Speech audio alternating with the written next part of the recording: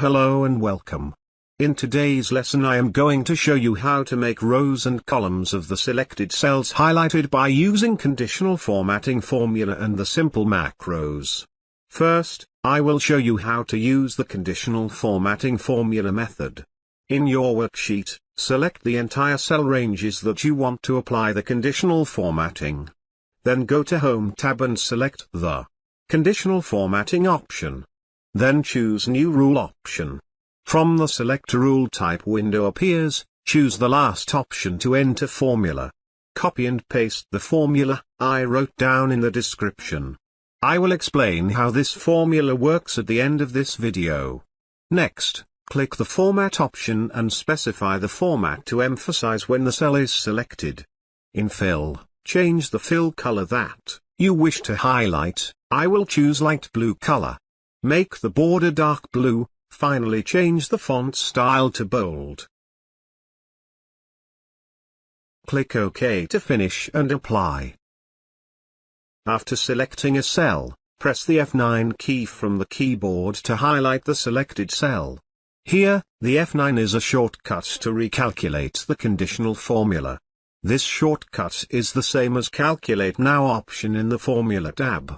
The reason why you have to press the F9 key is because the formula we mentioned in the conditional format must be recalculated each time to be applied.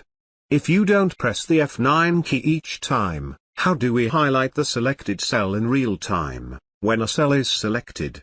This also can be solved very easily by just adding one line VBA code.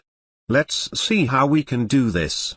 Press Alt plus F11 button or go to Developer tab and select Visual Basic option to open the macro editor. From the macro editor window, open the sales data worksheet by double-clicking the file from the VBS project file list. Copy and paste the VBA code given in the description.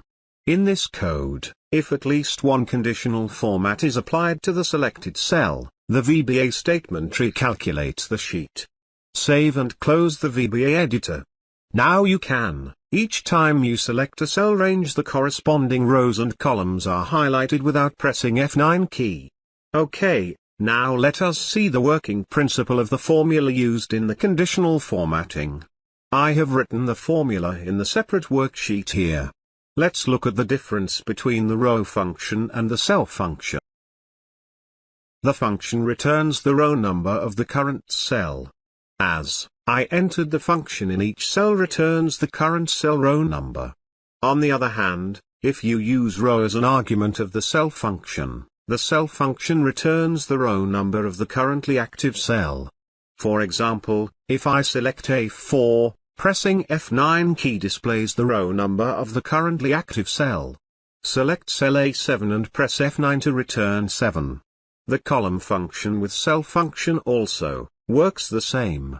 If you select cell D4, both the column function and the cell function return the same value as 4. Since column function return the selected cell column number and the cell function returns the active cell column number. Copy the formula in cell D8.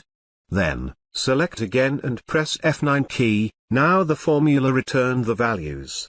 You can see the explanation given in the below. In the first function, we can compare the value of the cell function and the row function. It is true when the current cell and the selected cell have the same row number where the formula entered in the active cell. Also, we can compare the value of the cell function and the column function. It will be true when the current cell has the same column number as the selected cell, where the formula entered in the active cell. You can check if they are the same. I write down the range in which the formula which was used in conditional formatting formula. Select any cell and press F9 key. In this way, true is returned only when the row and column are the same.